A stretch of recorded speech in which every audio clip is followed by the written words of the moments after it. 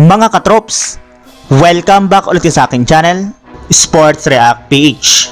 At ngayon nga ay pag-uusapan natin ang balitang sasayangin pa rin nga po ng Golden State Warriors, si Andrew Wiggins.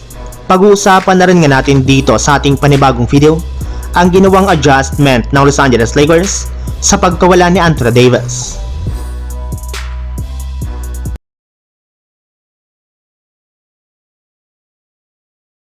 Sa kabila nga po mga katrops ng pananatili pa rin ng Golden State Warriors sa ika-11 pwesto sa standings ng Western Conference, ay unti-unti na rin naman nga po nagkakaroon ng maayos na momentum ang kanilang team sa pagkakapanalo nga po nila ng 3 beses sa kanilang huling 4 na laro. Meron na rin naman nga po silang hawak ngayon na 2-game win streak na magagamit nga po nila para tumaas ang confidence ng kanilang mga players sa mga susunod nilang laban. At isa nga po sa mga dahilan ng magagandang performance ng GSW sa mga nakalipas nilang laro ay dahil sa pag-step up dito ni Andrew Wiggins na nag-average ng 20.7 points per game sa kanyang 46% shooting sa field goal. Siya nga po ang kasalukuyang tumutulong ngayon kay Stephen Curry pagdating sa paggawa ng puntos at opensa.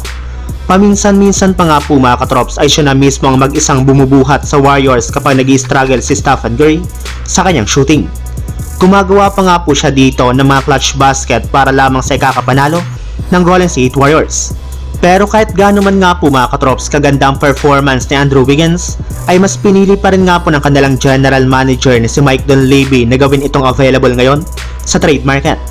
Ayon nga po sa lumabas na balita, willing pa rin nga po ang Warriors na i-trade o ipamigay ito sa ibang team basta't makakuha sila ng isang bagong superstar na mas makakatulong kay Stephen Curry, which is hindi kinakagusto ngayon ng kanilang mga fans.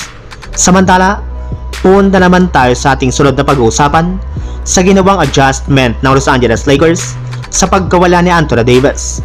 Dahil nga po mga katrop sa pagkawala ni Anthony Davis ay napilitan nga po ang Lakers na gamitin dito si Jackson Hayes bilang kanilang starting center na naging epektibo rin naman matapos nga po ito na makapagtala ng 10 points at 10 rebounds sa kanyang 4 out of 4 shooting sa field goal.